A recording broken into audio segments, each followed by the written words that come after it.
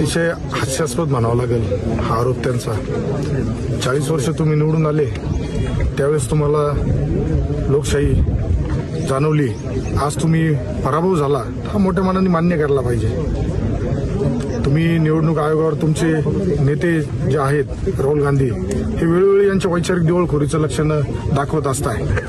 आयोगावरती ताशेरे ओढून झालेला पराभव तुमचा झाकला जाणार नाही। यापुढे होणाऱ्या निवडणुका, विविध राज्यांमध्ये निवडणुका होणार आहेत, या निवडणुकांमध्ये जिवंत राहण्यासाठी कार्यकर्त्यांना चार्जिंग ठेवण्यासाठी हे केविलवाणी त्यांचे प्रयत्न सुरू आहेत। आता शिर्डी आणि संगमनेरबाबत जे बोललेत तर त्यांनी आत्मपरीक्षण केलं पाहिजे।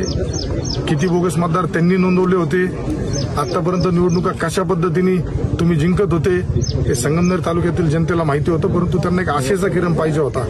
आणि ज्यावेळेस तो किरण महायुती सरकारच्या माध्यमातून तिन्ही नेत्यांनी, फडणवीस साहेब असेल, शिंदे साहेब असेल, अजितदादा असेल, आदरणीय विखे पाटील असेल, यांनी ज्यावेळेस सामान्य शेतकऱ्याच्या मुलाला उमेदवारी दिली आणि तो या तालुक्याचा लोकप्रिय झाला, हे दुःख त्यांना जास्त आहे, हे शल्य त्यांना जास्त आहे। स्वतःची कुणी